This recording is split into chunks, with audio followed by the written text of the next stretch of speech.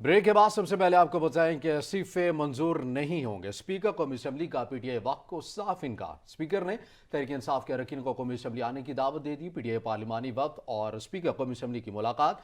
Vice chairman PTI Shah महबूब कुरैशी की क़यादत में वक्त स्पीकर के रूबरू हो गए। आपको बताएं कि इस्तीफे मंजूर नहीं होंगे। स्पीकर कौमी असम्बली का पीटीआई वक्त को साफ इनकार। स्पीकर ने तहरीक इंसाफ के अरकान को कौमी असम्बली आने की दावत दे दी। इसी मामले पे मजीद तफसीलात भी जानेंगे। ऑन शराजी से ऑन बताएगा क्या अपडेट्स हैं आपके पास?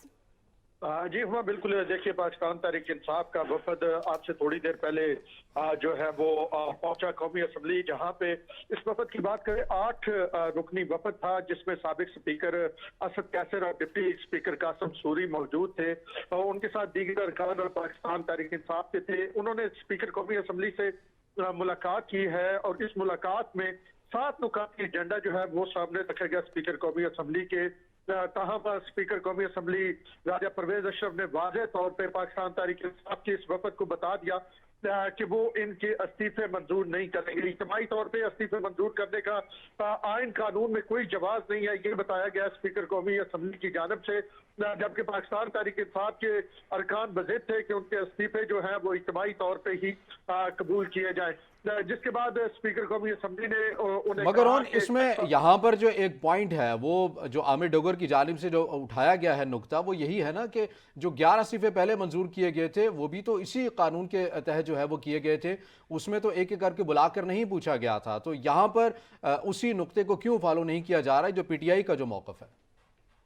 तारीख जो स्पीकर कौमी असम्बली का मौकफ ये है कि एक जो कराची से उम्मीदवार कराची से एमएनए थे पाकिस्तान तहरीक इंसाफ के, वो इस्लामाबाद हाई कोर्ट उसके पास चले गए और उन्होंने कहा कि उन्होंने इस्तीफा जो है वो नहीं दिया।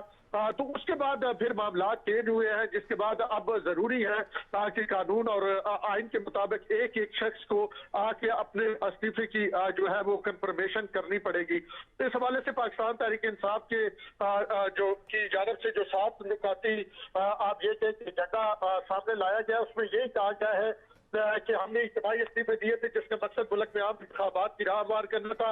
हमने तफरीक के लिए इस्तीफे नहीं दिए। जो पहले 11 इस्तीफे मंजूर हुए थे वो गैर आईनी थे। जवेद हाशमी केस में सुप्रीम कोर्ट ने वाज़ा किया था कि ईमान में खड़े होकर इस्तीफे देने वालों के इस्तीफे मंजूर होंगे।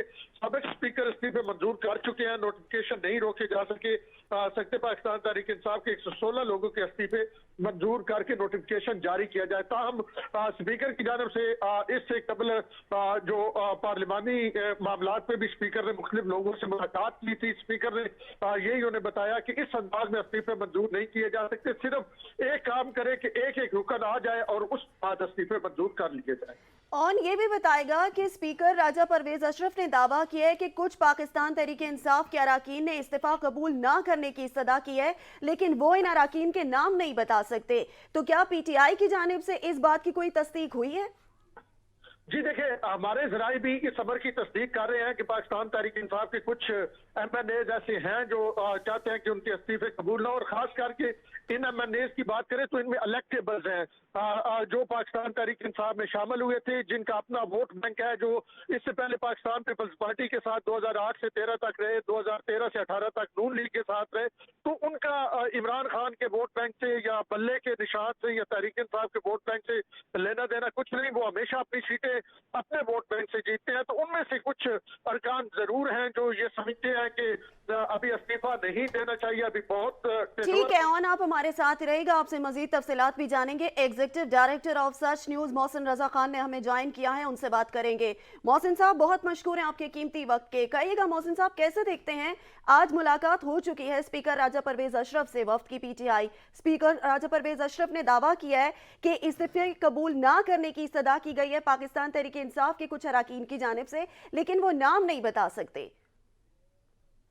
देखिए, पीटीआई समझती है कि इस्तीफे इंसानी तौर पर जाकर ही कबूल हो सकते हैं, तो वो एक दावा कर रहे हैं और वो भी समझते हैं कि इस्तीफे इस तरह मंजूर नहीं होंगे।